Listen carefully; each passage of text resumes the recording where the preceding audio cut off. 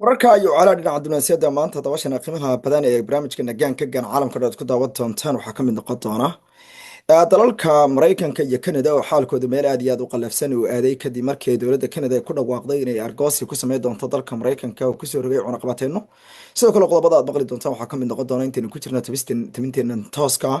Ruushka iyo Ukraine oo xaalkooda dhinaca dagaal uu sii qalafsanaaday iyo weerar celiska saacadii ugu dambeeyay ay isweydaarsanayaan labada dhan oo u eg mid markaasi ay keentay xaalad kale oo hubantilaan ka dhigi doonta sida uu ku dhamaan karo dagaal ka mid ah kuwii ugu fooshuxmaa ee dunida ka dhaca indhoweyd isla markaana ay dhinacyadu isku doomarsanayaan waxaa loo arki karayo hubkii iyo sanadii ugu ballaadheed ee aan ku bilaabo dabashana qiimaha badan isla markaana ugu horeysiiya 23 bishan 8 iyo dabashana qiimaha leh 6 axad tabinteena tooska ah ee hogaamiyaha dalka Sacuudi Arabia Amir Mohammed bin Salman bin Abdulaziz ayaa booqasho taariikhiya ku jooga dalka Faransiiska halkaasoo ay ka wada hadlayaan arrimo waaweyn oo loo sheegay inay ka mid ka yihiin arrimaha maalgashiga tabarta iyo sidoo kale in dowladaha labada dhinac ay isweydaarsadaan hubantida ku aadan ee dowladda boqortooyadu weli ay raadinayso ballaarinta awoodeeda dhinaca maalgashi hubka iyo saanada ay uga baahan tahay Faransiiska iyo wadamo kale oo galbeed amiirka dalka Sacuudi Arabia layliya Amir Mohammed bin Salman ayaa madaxweyne Macron kusoo dhaweeyay magaalada Paris xarunta wadankaasi waxaana lagu tilmaamay inay si aad u xoogan labada nin ay ka sheekaysteen aragtida madaxweynaha dalka Faransiiska uu kusoo biiriyay oo la mid ah in uu madaxweynaha dalka Faransiiska markii ugu horeysay uu sheegay inuu jeclaystay inuu dalkiisana uu ku hago isla aragti fogaan arag oo la mid ah tan 2030 visionka Mohammed bin Salman oo kale wuxuuna markii ugu horeysay isaguna ka dhawaajiyay inuu France 2030 vision investment plan uu sameeyay madaxweyne Emmanuel Macron iyo madaxweyne iyo boqorka dalkaasi ahna ra'iisul wasaaraha ninka boqortooyada dalkaasi dadban haysta dabcan Mohammed bin Salman ayaa la sheegay in sidoo kale arrimaha waaweyn ee gobolka xaaladda badda cas sidoo kalena iskaashi dhinacyo badan leh ay yeesheen tan waxay imaanaysaa iyadoo wadamada caalamiga qarbiye ay si aad u xoogan ay uga shakisanaayeen Sacuudigu inuu si rasmi ah ugu soo noqday hogaaminta dalalka caalamiga islaami kadib markii uu si dhaba ugu biiray baalayri dhowr markaasi qorshe oo waaweyn oo ay ka mid ka tahay dhismaha wadamada caalamiga islaami quwadda ay samaysteen ee loo yaqaano dalalka ay hogaaminayaan dalalka markaasi Turkiga iyo waliba dalka Pakistan waxaana wararku ay xaqiijinayaan marba ka dambaysan inay arrintu ay u muuqato mid si qaraaraanaysa marka laga hadlayo dhinaca wadamada qaar ee iyagu aadka uga baqaya ama aad iyo aadka u aaminsan baalayri in ay dhalan karto xaalado waaweyn oo dhinacyada istiidooyinkooda ay ka dhalanayso ayaa la yidhi in wadamada reer galbeedku ay dhaqaalihii faraha badnaay ay ku qabeen dalkan Sacuudiga inay dhumi karaan oo si warka loo dhigay dhanka kalena wararkeena tarbeelka iyo calaamada dhinaca dulasada intaynu ku jirnay timinteena waxay u muuqataa in xamaasada dahab raadinta ee ka taagan galbeedka dalka Kenya ay soo tarayso kadib markii la ogaaday in dalka Kenya meelo badan oo dahab ay ku jirto nin arijire ah oo ka soo jeeda deegaan fog oo ku yaala galbeedka Kenya ayaa sheegay in helitaankiisa xabad dahaba uu sababay dahab raadin xoogan iyo dad toddobaadyadii la soo dhaafay buuxdhaafiyay tuuladiisa kuwaasoo markii kadib markii warku sida xun si weyn u faafay waxa loo yaqaano gold rushku waa sheekooyin dunida oo dhan ka dhacda isla markaana marba ka dambaysa ay dadku isku buurtaan inay raadiyaan dahab markii dadku ay ogaadeen in Manasseh Lumanchar oo 33 jir uu meel u dhow toddobaad ka hor 3 gram oo dahab uu ku iibiyay 36,000 oo Kenya shilin ah kadib markii uu helay oo u dhigata $280 ayaa waxa uu aaminsan yahay in arrintani ay keentay in kumanaan qof oo dahab doona ay yimaadeen deegaanka Chaparor wararka ayaa sheegay in halkaasi ay saacadii ugu dambeeyay dowladda dalka Kenya la tacaalayso kumanaan qof oo dahab raadsanaya runtii dhulka bishii hore ahaa dhul duur ah iyo daaq aan si fiican loo isticmaalin oo tuulada u dhow ayaa hadda waxaa ka muuqda godad tuumbooyin carro ah iyo xirooyin macdan qodis ah oo ku meel gaar ma cadda in helitaanka nasiibka ahaa ee Lumanchar uu ahaa waxa kiciyay xiisaha ama in ay jireen baa helitaan kale oo dhawaan ka dhacay halkaasi hase yeeshee mas'uuliyiinta deegaanka ayaa qiyaasay in ku dhawaad 10,000 oo qof ay halkaasi yimaadeen xilligii dahab raadintii ugu xooga baneed ee taariikhda casriga ah ee wadanka Kenya xitaa helitaanka qadarka yar ee dahab ayaa wax weyn ka bedeli kara mustaqbalka ragga iyo haweenka oo ka kala yimid Kenya iyo Uganda oo daris la ah kuwaasoo noloshooda inta badan ku tiirsan tahay dakhliga beeraha laga helo aan isku haleen karin iyo iyagoo la taala dhaca marka badan duruufaha nolosha dadka ayaa mararka qaar kood dahab ka raadiya oo ka miira biyaha deegaanka balse si dhif ah ayay arrintaasi u tahay mid dahab looga heli karo sheekada qosolka ugu badan yeelatay waxa weeye in dowladda dalka Kenya ay xakameyn kar weyday waxaa ka dhacay halkaasi Lomashaar wuxuu sheegay in helitaankiisu uu ahaa arrin nasiib iyo kanshi iska timid ahayd intii uu raadinayay aare ka lumay ayuu la kulmay koox haween ah oo dahab ay heleen ciida iyo dhagxaanta kaga goraya hareeraha webiga wuxuuna markaas isaguna ka qayb qaatay arrintaas waan ku biiray waana sida tuulada ay ku ogaatay in dahab uu deegaanka ku jiro ayuu yidhi dabeedna warka un ayaa faafay baraha bulshada ayuuna gaadhay beeraley iyo xoolo dhaqato ay ka midka yihiin Patrick Lecona oo kasoo jeeda tuulada dariska la ah ee loo yaqaano Nabawoy ayaa ku biiray dahab raadinta isagoo rajeynayay inuu isaguna helitaanka dakhliga dheeraadka ee qoyskiisa uu ku taageero waxaan leenahay caruur iskuul dhigata bixinta qarashaadka waxbarashaduna waxay igu ahayd dhibaato weyn ayuu sheegay isagoo xiran fanaanada duug ah oo kooxda kubadda cagta Chelsea ah dhex taaganna markaasi koobta macdanta qodista isagoo sheegay xataa maaliyadan in uu beri hore gatay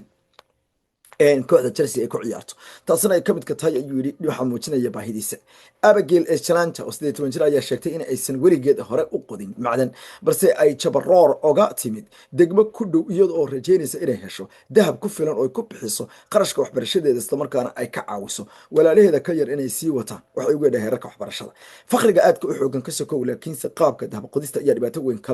lagala kulmaa qaaradda Afrika bariga ugu dambeeyay wadamo badan ayaa waxa ay ka dhashay markaasi duufaano waaweyn oo dahab raadinaya kuwaas oo dadka qaarkood ay heleen gadaasheeda boqolaal ruux ayaa dhinac oga shaqaysanayay goobta iyagoo baangado iyo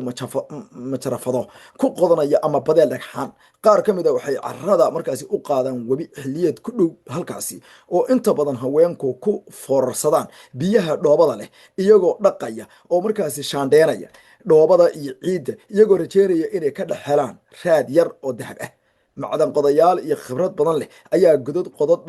godod dhaadheer ku qoda mashiino kala duwan rajada waxay sii nooleynaysaa sheekooyinka la yaab kale si kastaba ha noqotee dalka Kenya waxa bariyii ugu dambeeyay laga soo sheegay in dhowr goobood dahab lagu sheegay laakiin dowladda dalka Kenya ayaa si dhif iyo naadir u bixisa wax loo arki karayo qorshayaasha laysan in la siiyo dadka waxayna dowladdu ay shatiga kaliya siisaa shirkadaha qualification ka haysta ama se kuwa haysta wax loo arki karayo ayaa leeyahay in ay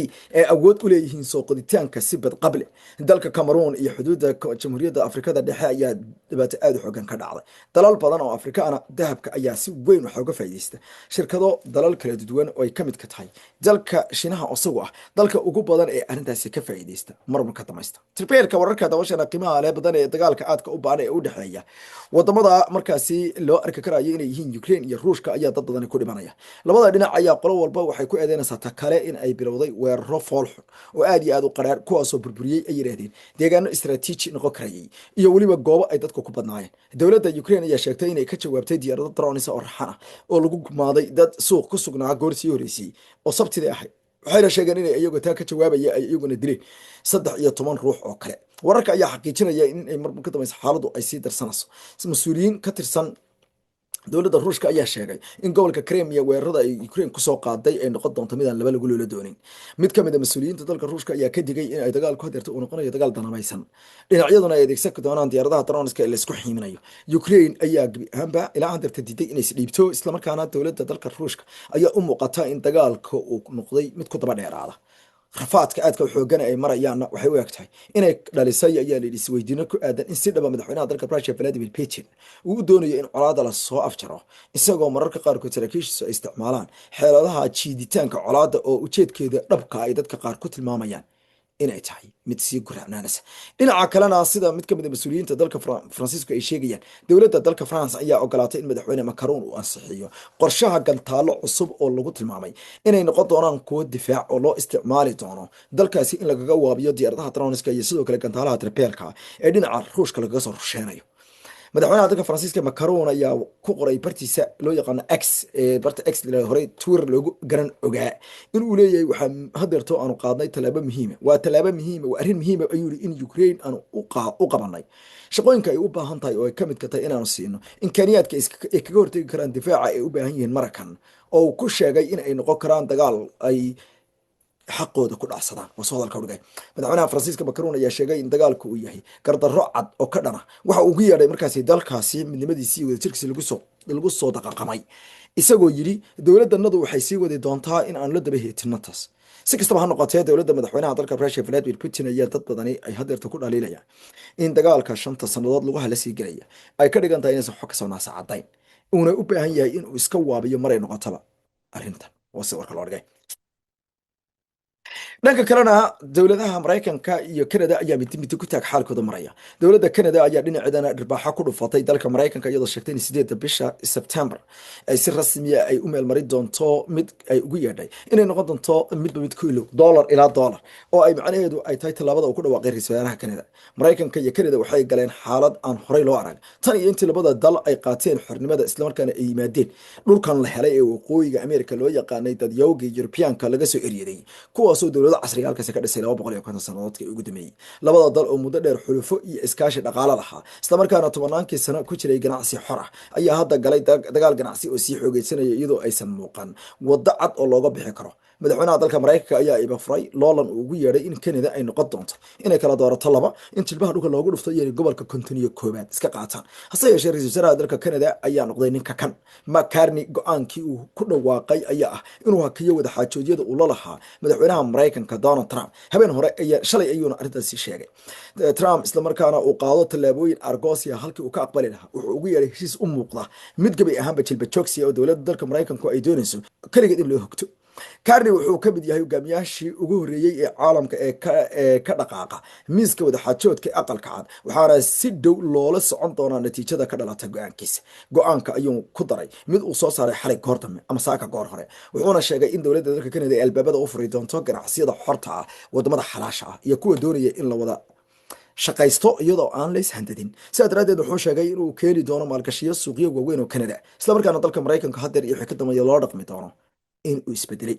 labada dhinacba waxay isku eedeeyeen isbedeladii daqiiqadihii ugu dambeeyay inay sababeen burburka heshiiska hordhaca. Carney ayaa sheegay in Mareykanku wax badan dalbaday wax yarna bixiyay. sidaa daraaddeedna dowladda dalka Canada aysan noqon karin saas oo kale. go'aanka Carney wuxuu imtixaan ku noqon doonaa heerka ay dadka Canadiyaanku diyaar ugu yihiin inay aqbalaan waxyeelo dhaqaale iyadoo Ottawa isku dayayso in ay Mareykanka ka hesho tanaasulaad dheeraada. laakiin madaxweynaha dalka Mareykanka laftiisa ayaa cillad weyn ku noqon doonta dhibaatooyinka Canada ka imaanaya kadib markii uu diiday xeeladihii cadaadiska ahaa ee uu isticmaalaya Trump isla markaana uu doortay inuu ka jawaabo canshuurihii cusub ee lagu soo rogay Canada. Carney wuxuu u baahan doonaa inuu dadka reer Canada ku qanciyo in dhibaatada dhaqaale ee ka dhalan karta go'aankaas ay tahay mid u qalanta in la wajaho si mustaqbalka fog loo helo heshiis ka wanaagsan midkan iyadoo laga hormarinayo maamulka Trump marba mar ka dambaysa waxyaalaha uu isagu doonayay inuu gaarsiiyo Mareykankana uu soo gogo. si kastaba ha noqotee warbixino waaweyn oo dhinaca markaasi aftida dadweynaha oo halbeega lagu qiyaas qaatay ayaa dadka Canadiyaanku waxay dowladooda ku taageereen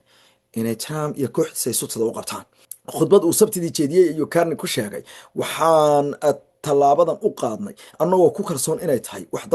dan u ah waddankeena Canada. wuxuuna Mareykanku ku eedeeyay in uu sameeyay tallaabooyin awood muujin ah isagoo dalbanaya isbedelo daqiiqadihii ugu dambeeyay kuwaas oo ku tilmaamay inuusan yeeli doonin. Canadiyaanka aftida laga qaaday ayay waxa ay dalbadeen in dowladda dalka Canada ay rafato isla markaana ay ahaanba isdhiibin ilaa iyo rasaasta u dhamaysa. markii uu wariye weydiiyey in Mareykanka iyo Canada ay ku jiraan dagaal ganacsi wuxuu ku jawaabay dagaal ayaad ku jirtaa marka lagu soo weeraro waa nala soo weerar.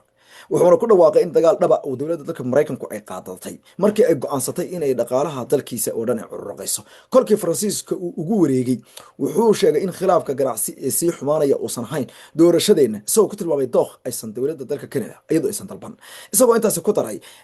Canada waa xoogan tahay, Canada waa diyaar, Canada waa midaysan tahay, Canada ma aha ayuu yiri gobolka kontiniyo koobaad ee dalka Mareykanka uu doonayo kale. shaki kuma jiro in arrintan xanuun dhaqaale ku keeni doonto labada dhinac ee xad kale iyadoo ganacsiyada ay wajihi doonaan cadaadis dheeraada oo ka dhasha canshuuraha Mareykanka iyo canshuuraha argosiga ee Canada labadaba. qiyaastii 70% wax dhoofinta Canada waxay ku wajahan tahay Mareykanka halka Canada ay tahay saaxiibka ganacsi ee ugu dhow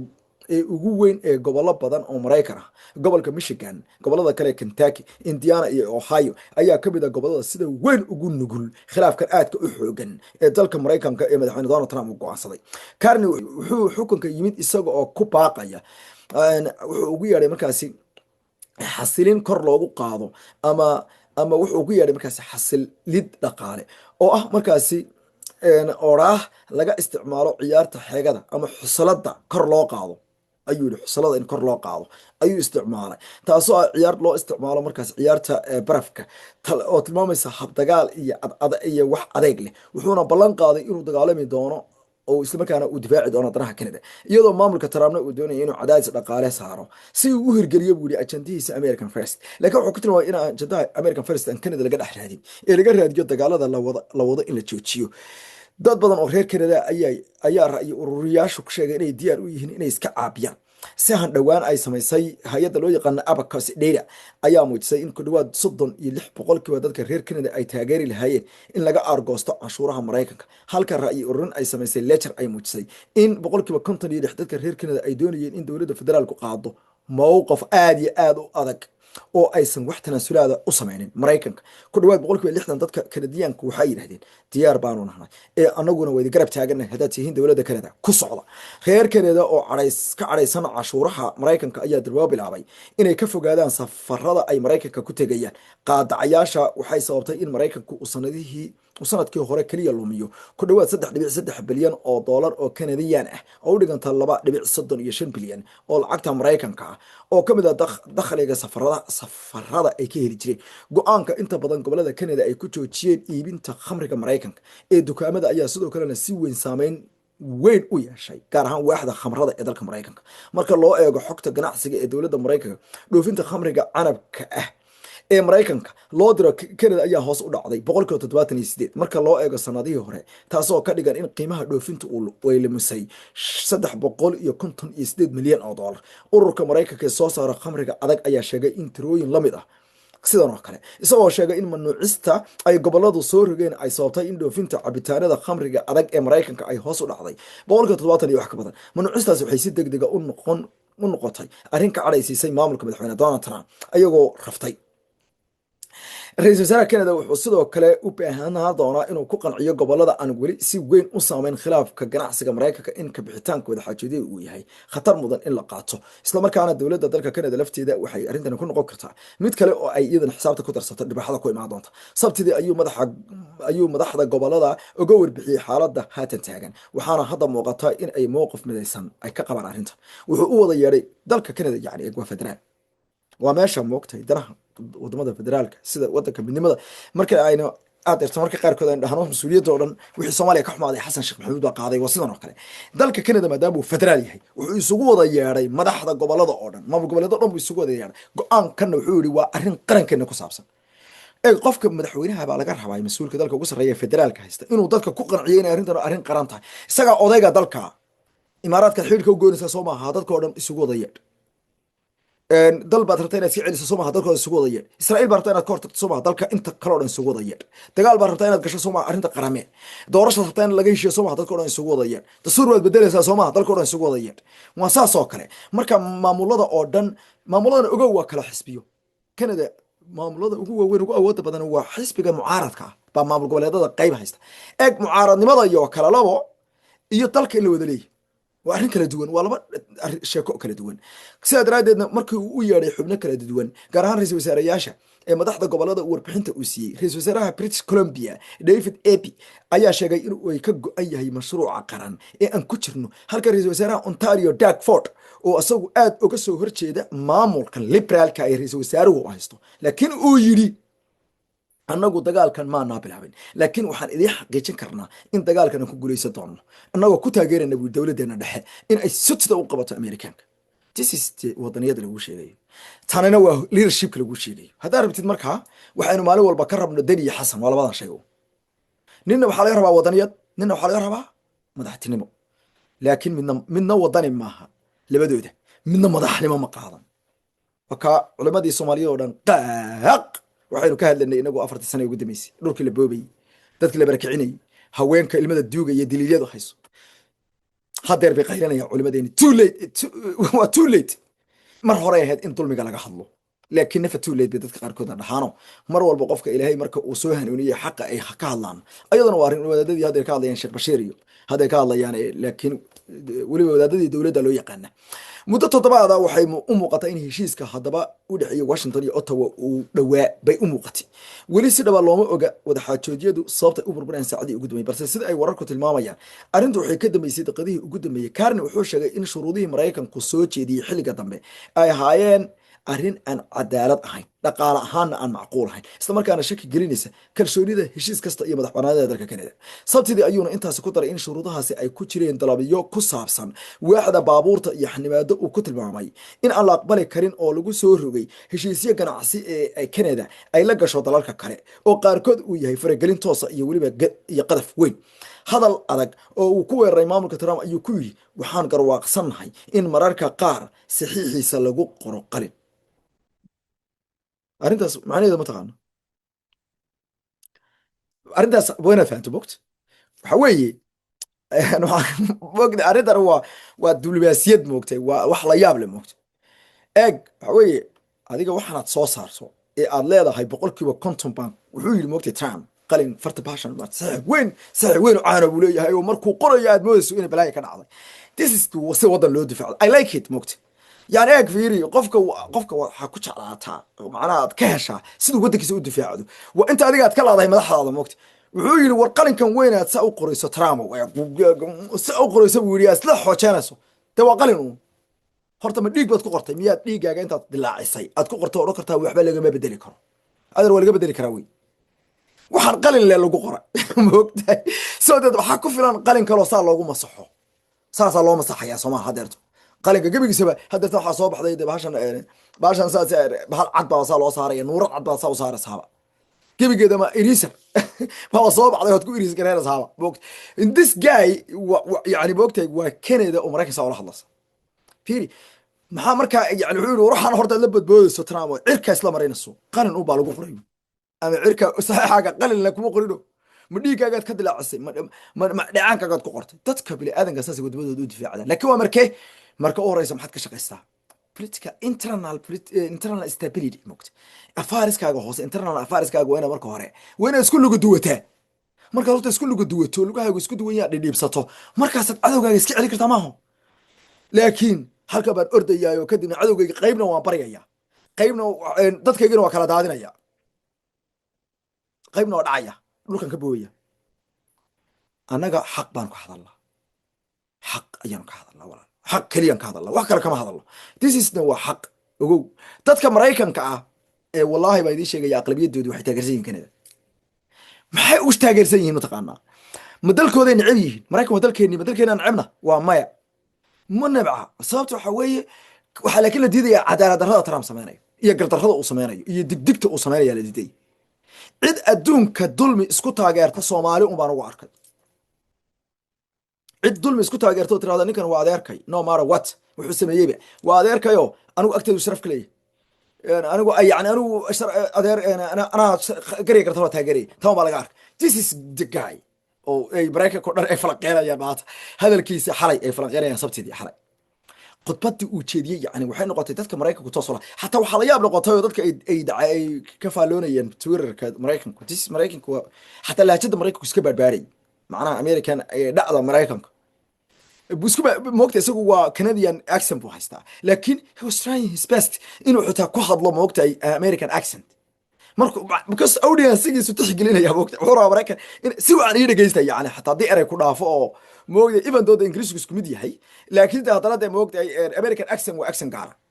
moogtay he was trying his best to deliver moogtay delivery inuu sameeyo iyaga dhageysiyo marka dadka xeelarayaasha oo dhan aad bay ugu faraxsanaayeen aad bay ugu leeyihiin Trump yani waa laga goostay dhanka kale wakiilka ganacsiga Mareykanka hadaba aan eegno bal dhankiisa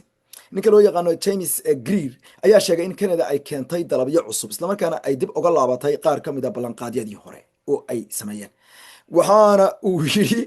bayaan uu jimcihii soo saaray golaha Mareykanka ee cabitaanada khamriga adag ayaa soo jeediyay in diidmada joogtada ah ee gobolada Canada ay ku diidan yihiin inay badeecooyinka khamriga adag ee Mareykanka dib ugu celiyaan khaanadaha dukaamada ay keentay natiijada marshafiyadii oo dhan ayay ka daadiyeen hatta waxa la yaab noqotay dukaamada qaarkood waxay sameeyeen khamrigii ay soo gateen ayagu ay soo gateen horey lacagtiisa ay u bixiyeen ba intay soo qaadeen ba xareeyeen gabigiisa way xareeyeen marshafiyadu dhanba intay faaruujiyeen waxay ku bedeleen kii Faransiiska iyo mid ayagu ay leeyihiin labadaasi ku bedeleenba. taa waxaa kasii daran, waxaa jira warar ay baahiyeen warbaahinta Canada oo sheegaya in xogayaha ganacsiga Mareykanka Howard Lutnick uusan ku qanacsanayn heshiiska, isla markaana uu diidan yahay. Intii faahfaahinta heshiiska ganacsiga ku meel gaarka oo lala galayo Mareykanka ay soo baxaysay toddobaadyadii hore, qaar ka mid ah hogaamiyaasha gobolada, kooxaha warshadaha iyo siyaasiyiinta mucaaradka ayaa walaac ka muujiyey in ra'iisul wasaaraha uusan fulin dagaalkii uu ballan qaaday. hase yeeshee Carney wuxuu beeniyey in arrintaasi ay saamaysay go'aankiisa. tan macnaheedu ma taqaan wadaniyadu isma yeesho. mucaaradka maamul goboleedada haystee talada la leh baa ra'iisul wasaaraha waxay ku dhangadeynayeen war Mareykanka iskamaad celin, it's not good enough. Yani si fiican uma edbinayn nimanka iska cel ilaa dowladda federaalka gacanta ku hayana waa ku garab taaganay. haddaba mucaaradkii maamul goboleedada haystay baa la soo hadlaya ra'iisul wasaarihi, waxay ku leeyihiin sutida u qabo, sutid adaan kuwan ku taageerayna, tani waa Canada inaga dhaxaysa. ninka loo yaqaano maaragtay gobolada ugu waaweyn Ontario waxay ku leeyihiin sutida u qabo Mareykan iyo Trump ha u jecanje. bal waxaan kuu sheegayaa weliba danahaasay leeyaa ku leeyihiin mucaaradka saasa waa kuwa conservative-ka. dalalka reer galbeedkooda ogtiin waa laba urur, waa conservative iyo liberal. liberaalku waa nimankan dimuqraadiga loo yaqaano, dimuqraadiga oo janjeera jantaar rogan, wax walba free camal ya sheekooyinka dee maarata aad ogtahay. kuwan maarata conservative-kuna waa kuwan yidhaahdaa dhaqanka wadaniyada dalka iyaga first, iyaguna waa saas, waa munaafiqiin, iyaguna waa been. labadaba midna uma taagna waxay u sheegaan, waayo qolal waxay sheegtaa hidde iyo dhaqan iyo dalkooda inay jecel yihiin. waa kooxda hadda Trump oo kale. kooxna waxay sheegaan inay adduunka inaan laysku xadgudbin, dadka inaan lalayin, qof wuxuu doono uu sameeyo. labaduba dee waa saas, waad ogtahay. saa daraadeed si kastaba ha noqotee, macnaha nimankan mucaaradka ah ee haddeerto dowladda Canada taageeray ee xukuumadda taageersan waa nimankii liberaalka ah, waa nimankii conservative-ka ahay. Trump ay isku mabaadii ahaayeen, yani laba xisbi ahaan, xisbiya diimeeyo xisbiyada dhaqameedada oo kale waaye ee ahayd inay laba jirtaan, laakiin sutida ayay u qabteen. oo gobolka Ontario ka mid ah tusaale ahaan waxayna sheegeen ka adkow madaxa ayaana derbiga la sugu dhuftay. tani haddaba Trump way u daran tahay, sababtoo haddeerto dagaal Iiraan uu ku dhawaaqay dhaqaale. dagaalka Iiraan ee dhaqaale iyadoo lagu dhawaaqay in tan la sameeyo oo uu wadankii ugu dhawaa ee wax la fuli lahaa uu waayo, soo wax la yaab leh ma. intii ay faahfaahinta heshiiska ganacsiga ku meel gaarka ah la gelayay, sidoo kale gobolka Ontario oo leh wax weyn oo wax soo saarka iyo baabuurta ah ayaa ka mid ah meelaha sida aadka u saameeyay khilaafka ganacsi. hogaamiyaha mucaaradka conservative-ka Perry Polifer ayaa sheegay in heshiis kasta oo ay ku jiraan canshuuro hal dhinac ah oo lagu soo rogo warshadaha uu noqon doono heshiis xun. waa hogaamiyihii mucaaradka ya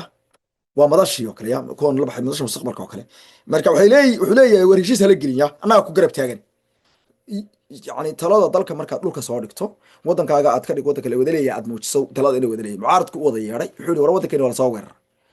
maxaynu samaynaa? yani waa taasaa dhalatay. Canada iyo Mareykanka maalmahan oo dhan waxay noqon doonaan meelo waaweyn si wacan u daawanno. waxaana aan ku gabagabeynayaa waxa uu markii dambe uu soo saaray hogaamiyahan Polifer, wuxuu soo saaray in uu taageeray go-aankii ugu dambeeyey ee dowladda. wuxuuna yidhi burbur kasta oo wadaxaajoodka ku yimaada waxaa qaadaya mas-uuliyaddeeda, ayuu yidhi dowladda dalkaasi Mareykanka. wuxuu yidhi Canada ma aqbali karto cashuuro hal dhinaca oo dalka ka dhigi doona mid warshadihiisa burburaan. sidaa daraaddeed dalka waa in loo jiidaa meelo kale. ra-iisul wasaaraha Canada wuxuu ballan qaaday haddaba suuqyo kale in loo furi doono dalkiisa hooyo. intaas kusoo gabagabeynaya barnaamijkeena maanta, dabashana qiimaha badan. tan iyo intaan isku arki doonno barnaamijyadeena kale oo iyaguna xiiso badan oo idiin soo socda. amaan alla.